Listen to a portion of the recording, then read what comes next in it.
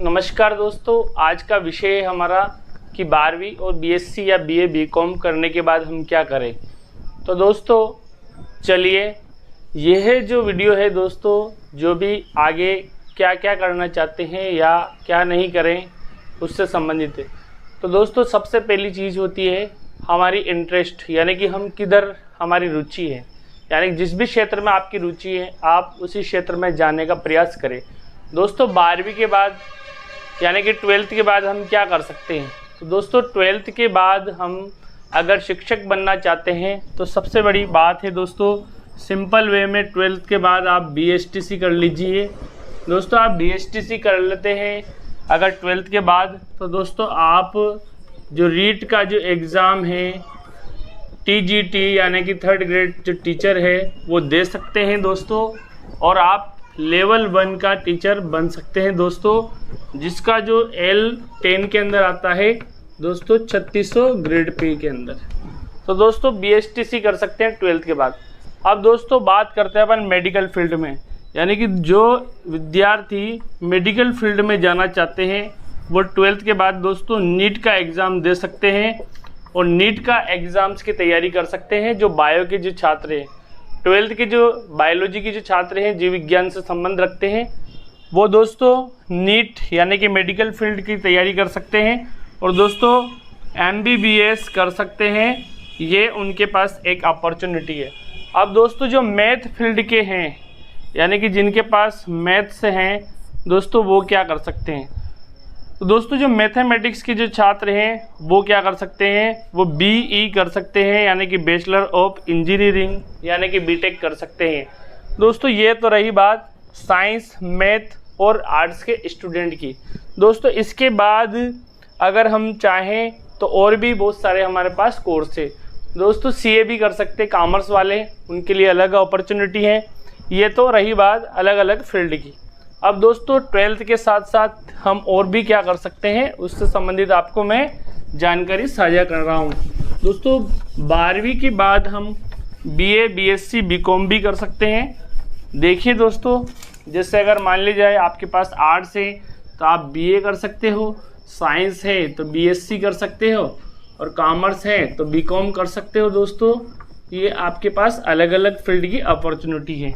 जैसे दोस्तों आपने BA, BCom या BSc कर लिया, इसके बाद आगे क्या बनता है चांस। देखिए आपने अगर BA कर लिया है, BSc कर लिया है, BCom कर लिया, तो दोस्तों आप देश की जो सबसे प्रतिष्ठित जो सर्विस है UPSC वो आप दे सकते हो, यानी कि आप IAS, IPS और IFS जैसी जो प्रतिष्ठित सर्विस है उसमें जा सकते हो। दोस्तों UPSC जो है उसके 3 चरण होते हैं, प्री, मेंस और साक्षात्कार यानी कि इंटरव्यू। तो दोस्तों UPSC दे सकते हो आप। इसके अलावा दोस्तों स्टेट की जो PCS परीक्षा है वो भी आप दे सकते हो। जैसे कि अलग अलग जो स्टेट्स के अंदर PCS एग्ज़ाम्स होती है, जैसे राजस्थान के अंदर RAS जो होती है वो आप दे सकते हो। इसमें राजस्थान की जो सर्वोच्च पद है SDM जो प्रशासनिक पद है उसमें आप जा सकते हो, आपका सपना साकार कर सकते हो। तो दोस्तों ये सभी के लिए हैं, यानी कि जिसने BA कर रखा है, BSc कर रखा है, BCom कर रखा है, तो दोस्तों ये कॉमन है। यानी कि आप इसके अलावा दोस्तों आप SSC में जा सकते हो, यानी कि जो ग्रेजुएशन लेवल की जो SSC का जो एग्ज़ाम्स होता है कॉमन ग्रेजुएशन लेवल, उसमें आप जा सकते हो दोस्तों। तो ये SSC का एग्ज़ाम्स भी एक तरह से काफ़ी प्रतिष्ठित सर्विस के अंदर आता है। तो दोस्तों अब दोस्तों अगर आप टीचिंग फील्ड में जाना चाहते हो, यानी कि वरिष्ठ अध्यापक बनना चाहते हो, तो दोस्तों देखिए आपने BA, BSc, BCom कर लिया है। इसके अलावा दोस्तों आप टीचिंग फील्ड में अगर जाना चाहते हो तो देखिए दोस्तों आप क्या कर सकते हो, आप B.Ed कर सकते हो। क्या कर सकते हो, B.Ed, जो कि 2 वर्ष का आपका कोर्स रहता है B.Ed का। दोस्तों जैसे आपने B.Ed किया तो आप टीचिंग फील्ड के लिए एलिजिबल हो जाते हो। आप दोस्तों जैसे आपने BA प्लस B.Ed किया तो आप वरिष्ठ अध्यापक की जो भर्ती है, यानी कि 2nd ग्रेड टीचर्स के लिए आप एलिजिबल हो जाते हो, यानी कि TGT टीचर के लिए आप एलिजिबल हो जाते हो, यानी ट्रेंड ग्रेजुएट टीचर्स TGT। दोस्तों ट्रेंड ग्रेजुएट टीचर यानी कि टीजीटी यानी कि वरिष्ठ अध्यापक यानी कि सेकंड ग्रेड टीचर के लिए आप इसकी दोस्तों 4200 ग्रेड पे के अंदर आता है, यानी कि L11 की सर्विस में आप जा सकते हो। इसके अलावा दोस्तों और भी बहुत सारे फील्ड हैं, ये तो मैं स्पेशल टीचिंग फील्ड की बात कर रहा हूँ। इसके अलावा आप बहुत सारे फील्ड में जा सकते हो। आप काफ़ी SSC दे सकते हो, आप RAS दे सकते हो, IAS दे सकते हो।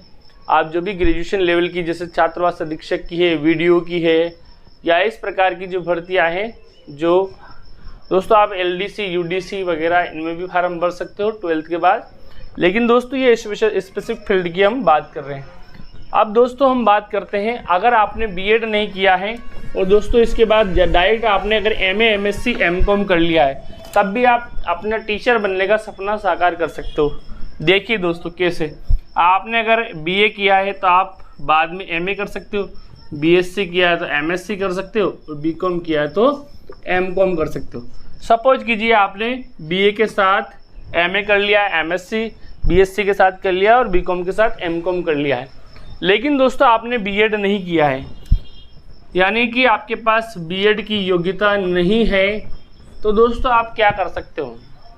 तो देखिए दोस्तों, आपने अगर MA कर रखा है BA के साथ या MSc कर रखा है BSc के साथ, और आपने BEd नहीं किया हुआ है, तो दोस्तों तब भी आप टीचर बन सकते हो। कैसे बन सकते हो दोस्तों, जैसे आपने MA किया तो आप UGC नेट का जो आप फार्म भर सकते हो, यानी कि UGC नेट परीक्षा आप दे सकते हो, और आप डायरेक्ट असिस्टेंट प्रोफेसर बन सकते हो। दोस्तों असिस्टेंट प्रोफेसर आप बन सकते हो, यानी कि कॉलेज लेक्चरर यानी कि प्राचार्य आप कॉलेज प्रोफेसर बन सकते हो। ये तो रही बात बिना BEd की। दोस्तों अगर आपने BEd कर रखा है, तब देखिए आप उस कंडीशन में आप क्या कर सकते हैं। दोस्तों सपोज कीजिए आपने MA भी कर रखा है और BEd भी कर रखा है, यानी कि ये आपके पास तीनों ही कोर्स है, यानी कि BA प्लस BEd या MSc प्लस BEd या MCOM प्लस BEd। तब दोस्तों आप फर्स्ट ग्रेड यानी कि फर्स्ट ग्रेड टीचर के लिए अप्लाई कर सकते हो, यानी कि आप लेक्चरर बन सकते हो, स्कूल लेक्चरर। तो स्कूल लेक्चरर्स के लिए यानी कि आपके पास MA या MSc या MCOM प्लस BEd होना आवश्यक है। दोस्तों स्कूल लेक्चरर के लिए BEd ज़रूरी है, न कि कॉलेज लेक्चरर के। कॉलेज लेक्चरर के लिए दोस्तों आपके पास नेट या JRF हो। JRF में आप रिसर्च के फील्ड में जा सकते हो। दोस्तों अगर आपने नेट के साथ JRF भी क्लियर कर रखी है, उसके लिए आपको फेलोशिप दी जाती है। तो दोस्तों ये रही बात बहुत ही महत्वपूर्ण। तो दोस्तों अब हम बात करते हैं, अगर आपके पास BEd कोर्स है तो आपके पास क्या क्या अपॉर्चुनिटी बनती है। दोस्तों देखिए, बहुत ही महत्वपूर्ण जानकारी मैं आपके साथ साझा कर रहा हूँ। दोस्तों आपके पास मान ली जाए MA MSc MCOM plus BEd है, तब आपके पास क्या क्या अपॉर्चुनिटी बन सकती है। दोस्तों आपके पास सबसे, अगर आप MA हैं तो आप नेट फाइट करके या JRF फाइट करके आप क्या कर सकते हो, असिस्टेंट प्रोफेसर बन सकते हो। क्या बन सकते हो, असिस्टेंट प्रोफेसर। दूसरा दोस्तों दूसरा फ़ायदा क्या है आपके पास, क्योंकि आपके पास BEd भी है, तो दोस्तों आप KV में KVS के अंदर या जवाहर नवोदय विद्यालय के अंदर या किसी भी इंस्टीट्यूट में आप क्या बन सकते हो, टीचर बन सकते हो। क्या बन सकते हो, टीचर।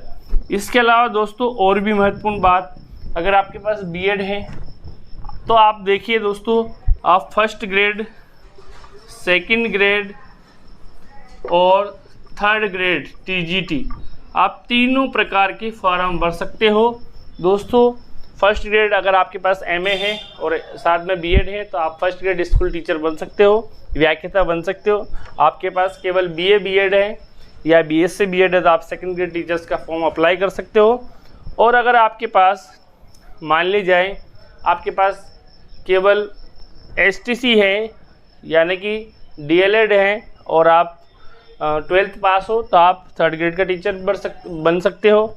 लेकिन दोस्तों अगर आपके पास BSc प्लस BEd है या BA प्लस BEd है, तब भी आप TGT जो लेवल 2 है L2 के टीचर बन सकते हो, यानी कि 6 से 8 टीचिंग कराने वाले स्पेसिफिक सब्जेक्ट के टीचर बन सकते हो। तो दोस्तों ये महत्वपूर्ण जानकारी मैंने आपके साथ साझा करी। इसके अलावा और भी बहुत सारी अपॉर्चुनिटी है दोस्तों। ये तो मैं स्पेसिफिक फील्ड शिक्षा विभाग की बात कर रहा हूँ, शिक्षण फील्ड में। इसके अलावा आप और भी अन्य फील्ड में भी जा सकते हो। ये एक स्पेसिफिक फील्ड की हमने बात करी है दोस्तों, केवल टीचिंग डिपार्टमेंट की बात की है। इसके अलावा हम बात करते हैं और भी अनेक विभाग हैं, अन्य विभागों में भी आप जा सकते हो। आप एसएससी का एग्ज़ाम देकर आप उच्च प्रतिष्ठित आईटी विभाग में, इनकम टैक्स ऑफिसर्स में, इसके अलावा बड़े बड़े पदों पर भी जा सकते हो। ये आपके पास अगर बीए है या आपके पास ग्रेजुएशन है, आप बीए को भी कमज़ोर सब्जेक्ट ना समझे, क्योंकि बीए के बाद भी हम आईएएस बन सकते हैं। देश की सबसे बड़ी नौकरी में ग्रेजुएट व्यक्ति जा सकता है, चाहे उसने बीए किया हो, बीकॉम किया हो, बीएससी किया हो, एमबीबीएस किया हो या अन्य प्रकार की किसी भी प्रकार का ग्रेजुएट कोर्स कर रखा है, यानी कि उसने स्नातक स्तर की डिग्री कर रखी है। और अलग अलग स्पेसिफिक फील्ड के लिए आप अलग अलग फील्ड में जा सकते हो। अगर मेडिकल डिपार्टमेंट में जाना है तब आपके पास साइंस रहेगी।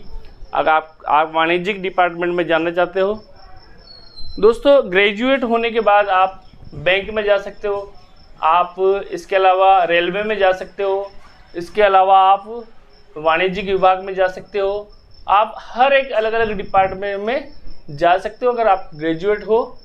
तो ये हमने महत्वपूर्ण मोटा मोटा आंकड़ा आपको बताया। आपको वीडियो अगर अच्छा लगे तो लाइक कीजिए, कमेंट कीजिए। हो सकता है ये वीडियो आपके जीवन में आपको अगर मान लीजिए आगे सोचने समझने में सहायता करेगा और आपकी जो करियर अपॉर्चुनिटी में कहीं ना कहीं लाभदायक होगा। दोस्तों, जो जानकार हैं उनके लिए तो क्या बता रहे हैं, नॉर्मल सी चीज़ें, लेकिन जो जानकार नहीं है, कई सारे बच्चे के जो मैसेज आते हैं कि सर हम क्या करें, तो आप क्या कर सकते हो, ये आपके ऊपर निर्भर करता है। थैंक यू दोस्तों।